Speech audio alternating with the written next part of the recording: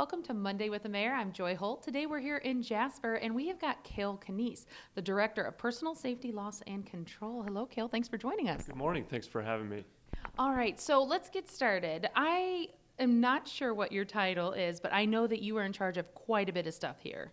Yeah, I do all the personnel things, so all the hiring and human resource items, and I also do all the safety for all the departments and loss control, so insurances for our buildings and vehicles, and also all of our properties.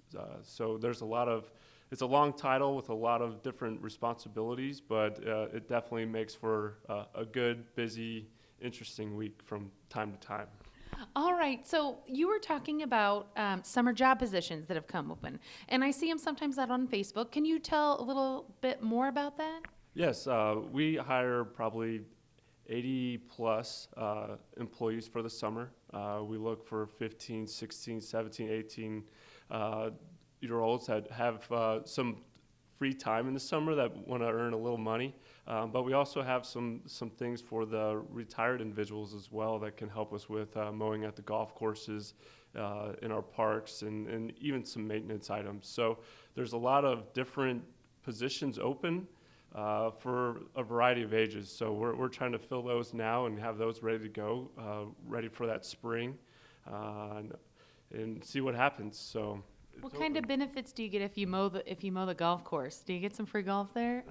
With working at the golf course, you have early mornings and your afternoons are free. We do have some perks with the golf course if you do work there, but a lot of the older guys enjoy working in the morning and then golfing in the afternoon. So it kind of helps them both ways. So. Oh, maybe I shouldn't be finding this stuff out. I don't know. All right, so let's move on a little bit. Earlier, you were talking about some of the opioid regulations for testing, drug testing, because obviously with the community you have to test. Can you tell us a little bit about that with the opioid crisis that's going on and how that may change? For us, we have to stick with some of the federal guidelines. The federal motor carriers, our CDL employees, and also our gas pipeline employees have to be tested on a certain regulation. The opioid crisis, of course, is making an impact on that. So we have to update our programs and policies to reflect that, and not only for those individuals, we want it to be standard across the board. So our non-regulated, so the employees that are not doing the CDL or working in our gas pipeline, they're also going to be tested for those opioid drugs that are now coming to be part of the regulation. Okay, and so what is one of the standards set for that? I know you had talked about if you have a prescription, but it's an older prescription, what happens with that? Right. You run into it, and I've talked to employees this week already in regards to, if you have an older prescription, you're like, oh, I'll keep it. If I have some back pain, I'll just start taking those and maybe it'll help it. For us, you cannot do that. An old prescription, you have to toss it. You can't sit here and we have a random drug screen or a reasonable suspicion and we test you and it comes back that, hey, the opioid is in your system, and you come with an old script, or maybe it's not your script, it's someone else's, and that's a positive. And then we have other issues we have to deal with within the city's policies and procedures. So we want to make sure employees understand, hey, this is something, it's 2018, the opioid epidemic is here and the regulations have changed, so we need to update our policies to reflect those changes. Okay, and aside from that update, what is one of the other updates you have seen come across your desk? We're always changing our employee handbook. You always got to make sure you're up to date with the government regulations. We just updated employee vacation.